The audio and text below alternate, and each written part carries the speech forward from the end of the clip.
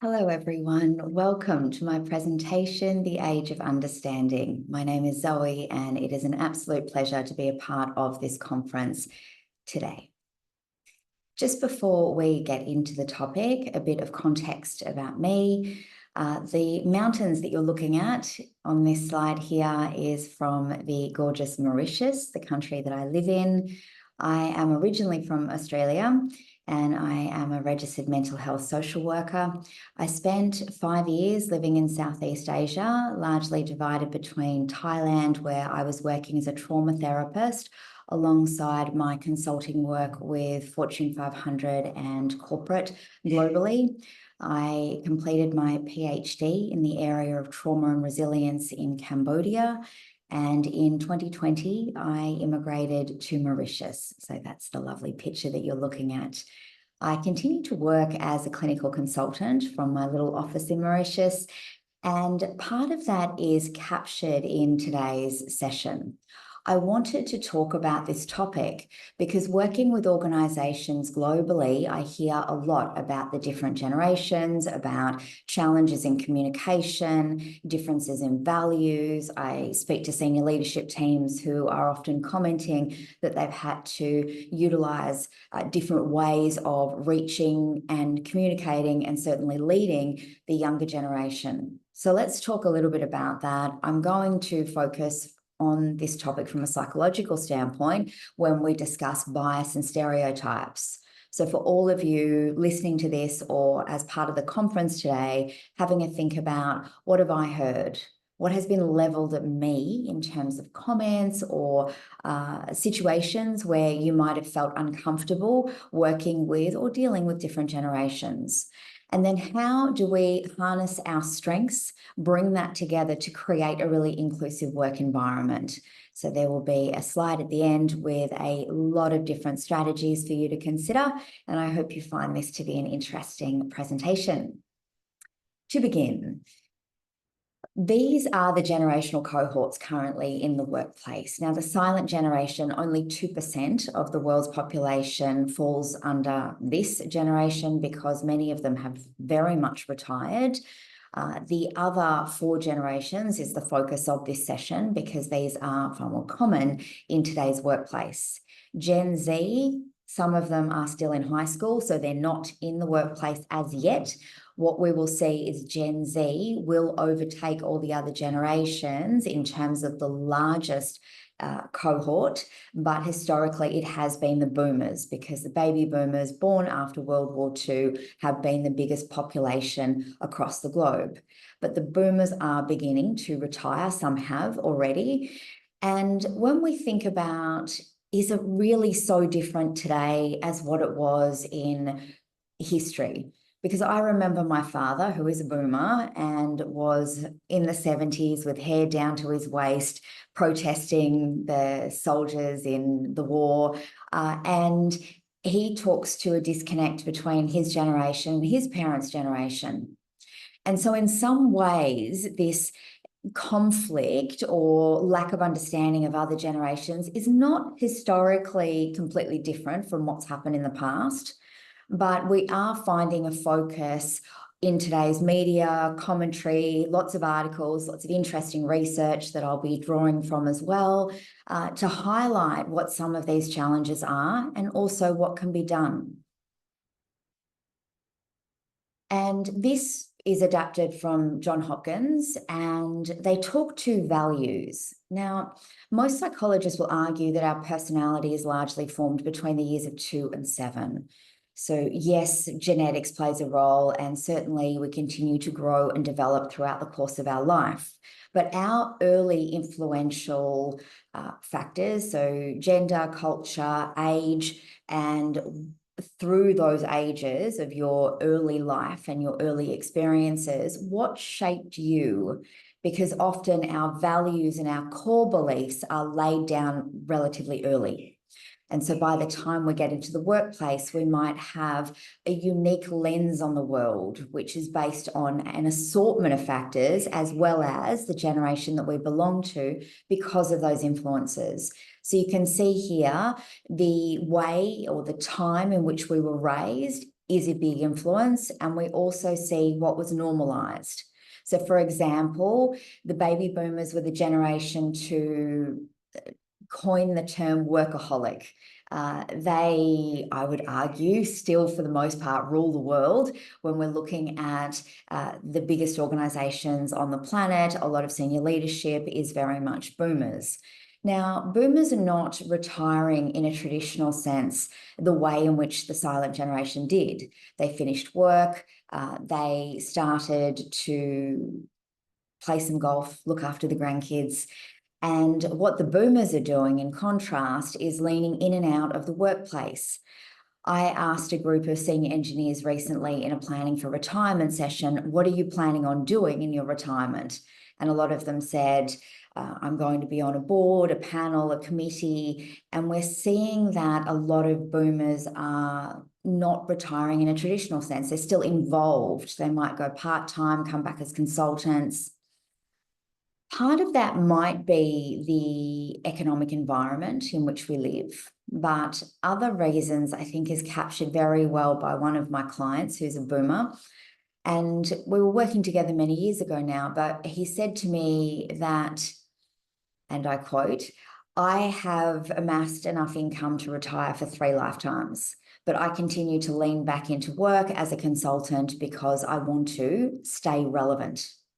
And I love that term, stay relevant, because I think this encaptures a big portion of boomers that have been very successful in their career, a lot of power, a lot of control, and that's not necessarily something they're going to completely relinquish just because they've retired. Gen X is the generation that is synonymous with stockpiling their annual leave. I'm a member of Gen X, have a tendency to save up our leave and go on a trip for a month. We do this more than any of the other generations. Gen Y and younger are tracking to have 5 major career changes. Gen X is tracking to have 3 major career changes.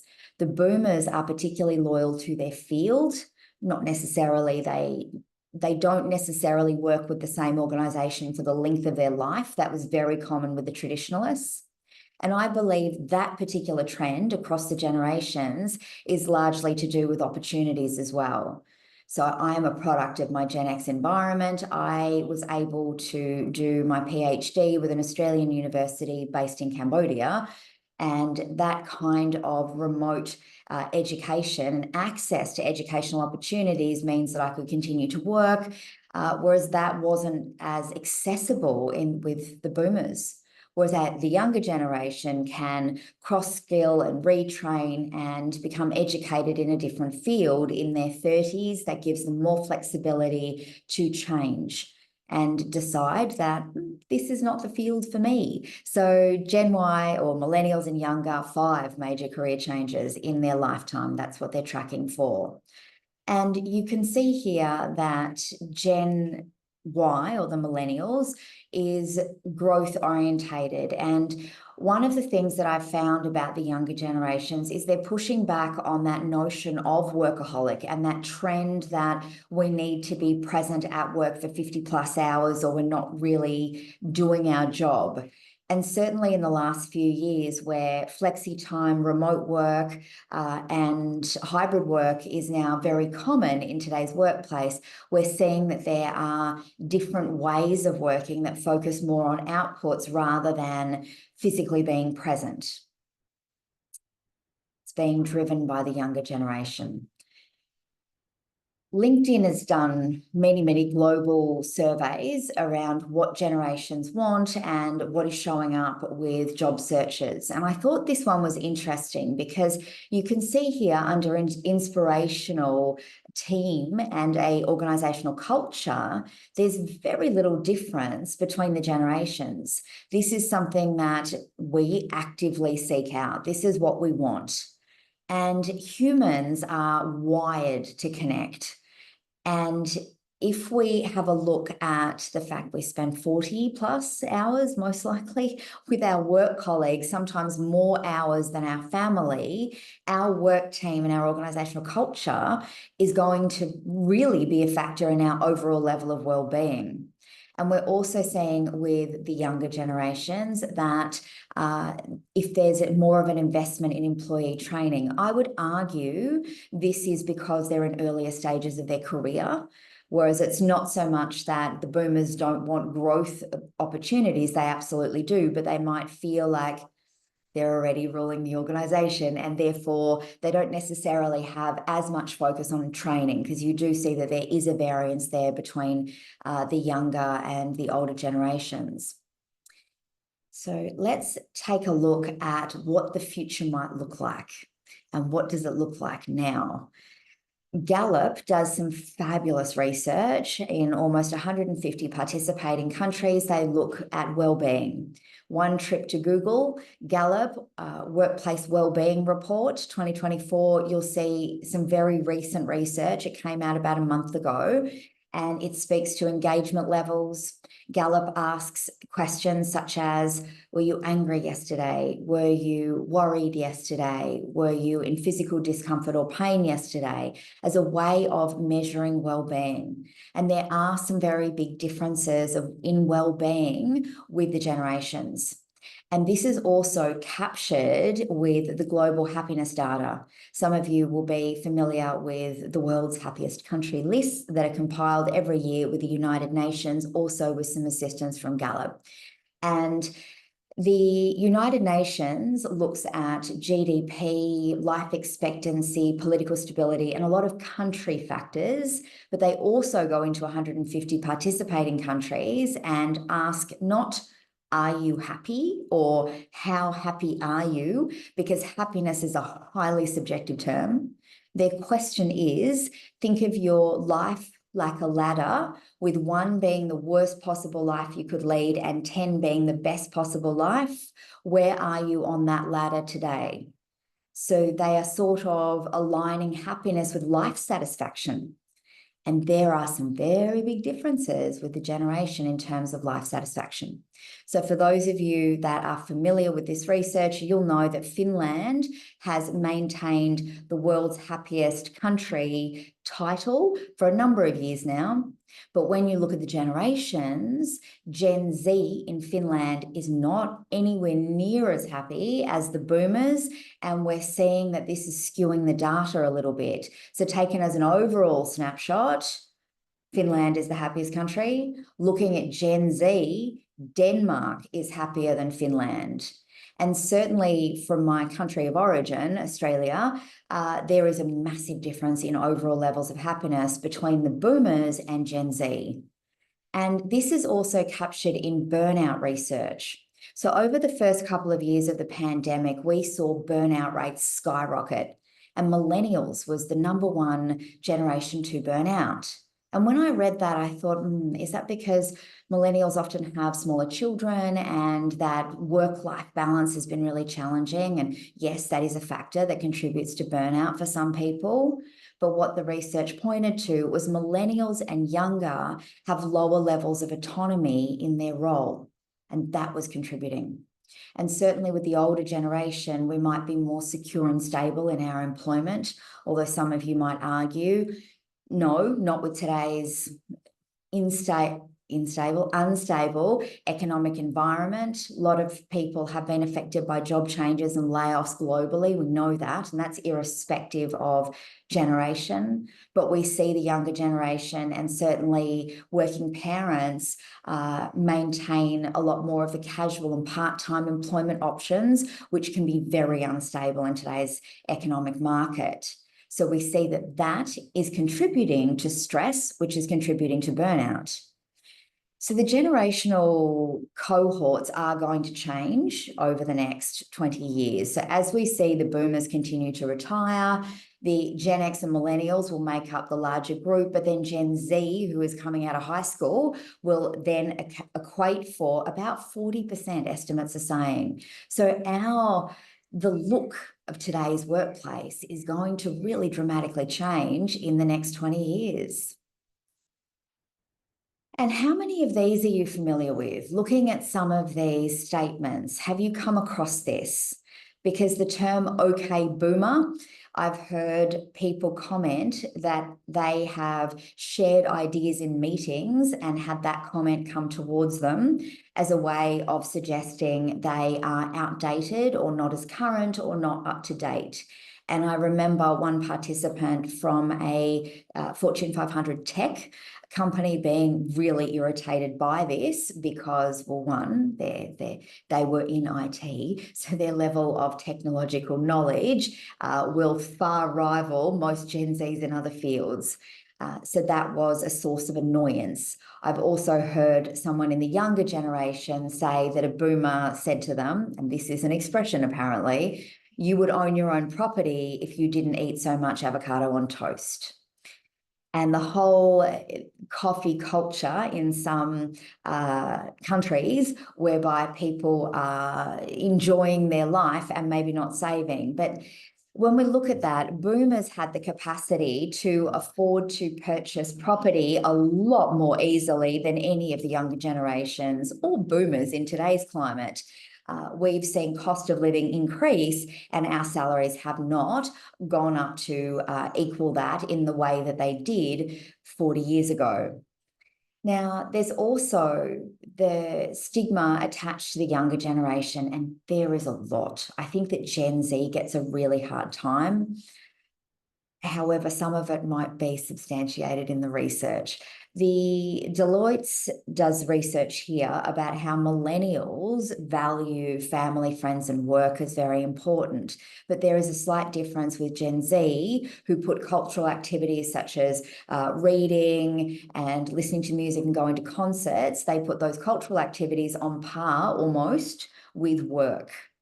And I feel like this is challenging for a lot of the older generations, because when I first read that, the Gen X in me is thinking, you think concerts are as important as work? And this is Deloitte. So this is a very large survey that we're looking at here. And that was challenging for me and my work ethic. However, that does not mean all of Gen Z is like this. And it also means that what other pieces of interesting information captured in the data? Gen Z, 85% want mental health days. And I actually think this is a really good thing. I think that we have been working in such a way where it's burning a lot of us to the ground. We are overwhelmed with stress. We live in a global climate where we can't disconnect. We are bombarded with notifications day and night. And I think looking at the way we work and pushing back and challenging that can be really important. But comments that I've had from senior leaders there was one particular session I was running on mental health, and one manager said, Zoe, do you have any specific strategies for Gen Z? Because they're a sensitive bunch. And another leader said, yeah, I agree. They're just not as resilient as the older generations. And one of my friends recently said that she believed it was because they belonged to the trophy generation. Everybody got a trophy for participating. And she was saying that some of the younger generation seemed to be okay with bare minimum or subpar work. So they do get a lot of flack. And I think one of the biggest issues with different generations is this all-encompassing. So all of the younger generation is like this, or all boomers, or all Gen Z. Any of those broad sweeping statements are stereotypes and biases. And does it fit everyone? No, not at all. Because as I mentioned before, you are a product of a lot of different background factors that have formed who you are as a person. And the generation that you belong to is only one of those. I would argue that culture plays a huge role in how we see the world, how we engage, our communication style, more than the generation we belong to. But certainly they are intersecting factors. So let's look at where are our similarities, what unifies us? Because if I was to ask all of you listening to this right now, what's important to you in your workplace? What do you want? What do you need? I imagine that there would be quite a few similarities. There is a term, minority stress, that is often associated with LGBTQIA plus communities and cultural, ethnic, and religious minorities in countries. Because when people grow up and perhaps feel rejected or not a part of their family of origin, their wider community and society, this is incredibly stressful. So minority stress is actually a form of trauma. And what happens in a workplace when there are snide remarks or flippant comments about different generations? What happens when people don't feel included, when they feel like they are a part of, where they don't feel psychologically safe? And that's a term we'll come to in a moment, psychologically safe to share their ideas. We start to see distrust. We can see people being rejected. And a client that I worked with not long ago, she was an expatriate in the country that she was living in. And she'd worked with her organisation for 5 years, been in the country for 10 years and loved it. But over the last year and a bit, she'd been working with a new team. She was older than the vast majority. She was more senior and therefore had more hybrid and remote working options. As a result, her salary was reflective of that. And she said that right from the start, she felt ostracized and not included by her team. And when I met her, she's really bubbly and vivacious, very communicative. She's a real people person. And as a result, had used up all of her sick pay, was actually thinking she might leave the country. It had really badly affected her. And what I was seeing was some of those trauma symptoms associated with minority stress. Because if you're going to spend 40 hours a week with your colleagues, they essentially can become like a second family in some instances. But if these kinds of differences are occurring where there are divides, people don't feel safe, this can be very devastating on people's overall sense of well-being. And when we look at the literature around happiness, when we look at well-being, when we look at research around resilience, what we see is social connections playing a very big role in this. We see this emerge with all three areas. And those social connections can be work-related as well. So we might find that we have conflict in our home relationships, but we come to work and we feel part of a team. We feel like we are contributing to something bigger than us. And that brings about a sense of meaning, and it can actually buffer the stress that we're experiencing in our home life. But it's not all fluffy bunnies and rainbows. As many of you will know, some of you might have had an experience where communicating with someone who from a different background, culture, and generation might have been really challenging for you. What have you learned from that? What can you take from that? How do you apply that moving forward in terms of team cohesion? We'll talk about this in a bit more detail. How safe do you feel at work with your colleagues? And then what are your expectations? Do they differ in terms of length of time in a role before you are promoted? Because this is shifting, and this is one of the biggest divides I find with the older generations and the younger generations as to what kind of career progression do you expect and what time frame are you working towards? So let's talk about all of these three in a bit more detail. I have been asking clients across the globe in workplaces lots of questions over the last 12 years, but one of them in my communication sessions that keeps coming up is around empathy. When I ask the question, what makes a good communicator and what makes a good leader? I hear lots of different comments, but there are two things that I hear all the time that cross culture. One is empathy and the other is active listening. And these two emotional intelligence skills are very, very helpful for building team cohesion and strengthening relationships. So for those of you where that comes naturally, you will find people will disclose more information to you, will feel a lot more comfortable with you, telling you what's happening, and you're more likely to be able to problem solve a situation faster because you know about it earlier, rather than people that perhaps emotional intelligence is not one of their skill sets. But unlike IQ, which is largely fixed, emotional intelligence is something we can continue to grow and become better and stronger at. So practicing, how do I respond with empathy? What does active listening look like for me?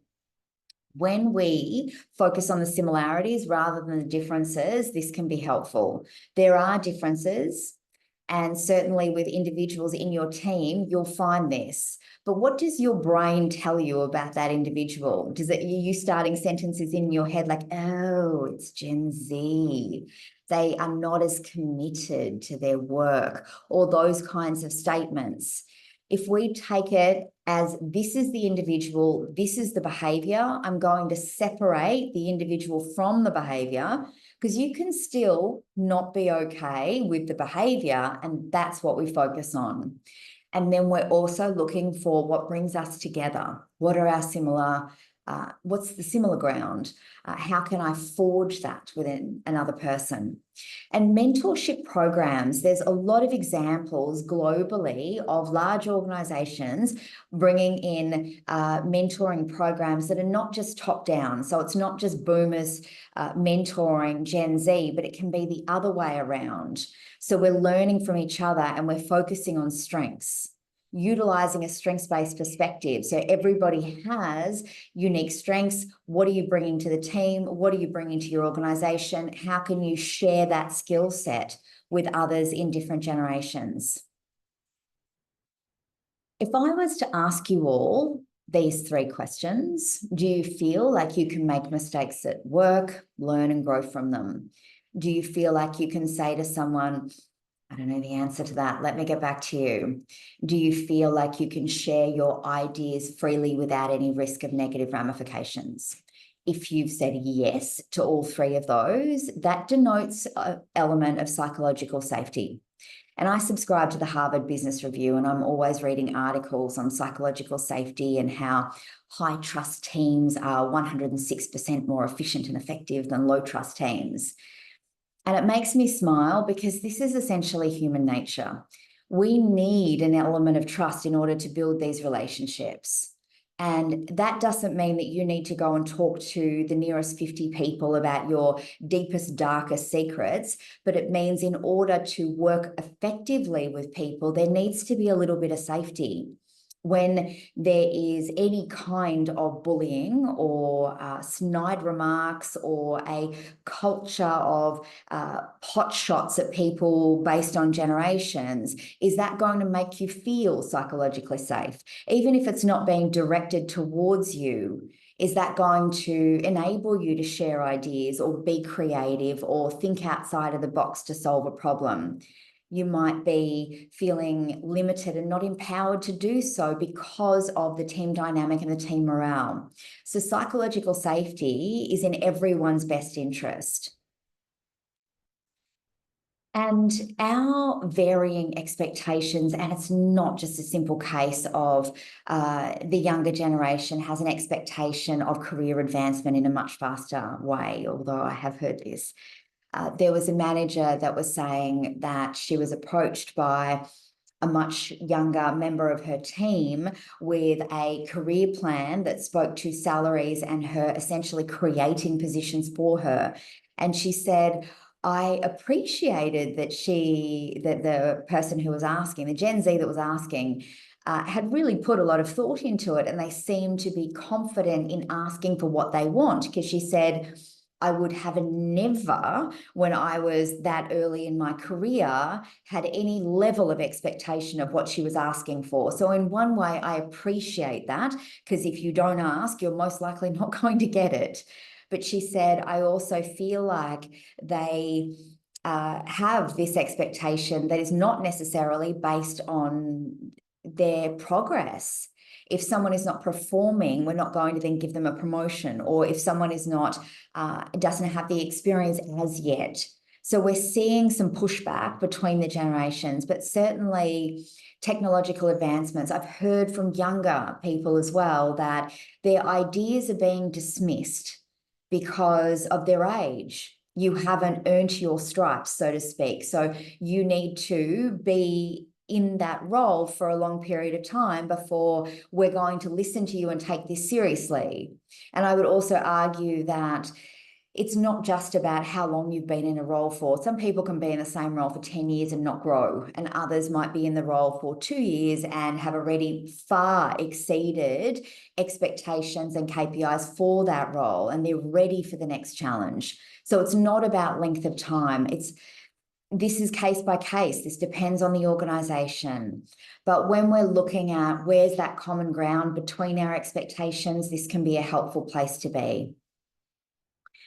How can we bring it all together? And there is a lot on this slide, and some of this will apply to some of you, others, this will be very much a leadership top-down ability.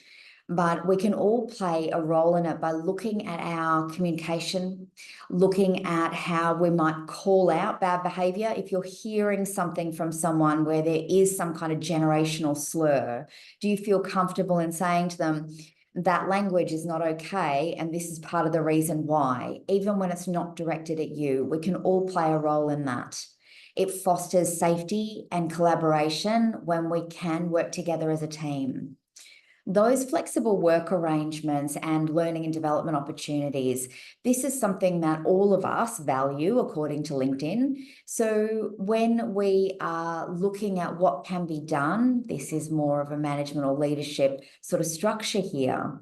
But when we reach out to each other with curiosity, when we ask questions, when we value people's skill set, this can leverage both technology.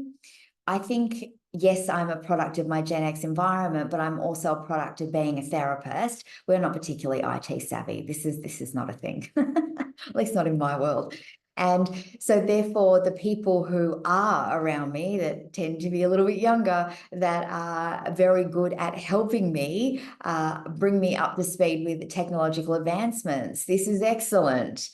But our work-life balance, this I think is something that's really interesting over the last few years. We do have more of a focus on well-being in organisations. A lot of the organisations I work for have whole well-being programs, and it's a lot more than just downloading a free app, although there are some wonderful apps that are available to do everything from tracking your well-being to breathing exercises and looking at your nutrition, or you can access personal training online, or organisations are giving out gym memberships and they're doing yoga classes in the workplace, and there's a lot of focus on psychology. So EAPs, employee assistance providers, are very common in large organisations, so people are able to access free counselling. Now, I would argue that this has been very much a focus really only for 10 or 15 years. There was a little bit of this occurring before, but certainly it has been sped up over the years of the pandemic, where we saw depression, anxiety, burnout, high stress skyrocket, and we still haven't returned to our 2019 rates. So how can we respond? Let's look at work-life balance. Let's look at well-being. Let's have these conversations. Let's talk about how we can learn from each other and what those skills transfer between generations look like. So maybe Gen Z's focus on mental health days and the millennial focus on work-life balance is something that the boomers can get behind, because I don't think that boomers completely disqualify work-life balance either. I think it's something in there for all of us as we continue to navigate these interesting times. All right, so that brings me to the end of the session. And for those of you that would like some more information, please have a look at my article that I wrote with the other half of White Portage Consulting. It is on this topic and really draws from a lot of the research that I have peppered in through this session today. You're also able to connect with me across all of these various platforms, website, Facebook, and LinkedIn. So reach out if you'd like. I'm happy to to answer any questions that way. And I'd like to now turn it over to the group for any questions and comments on the topic.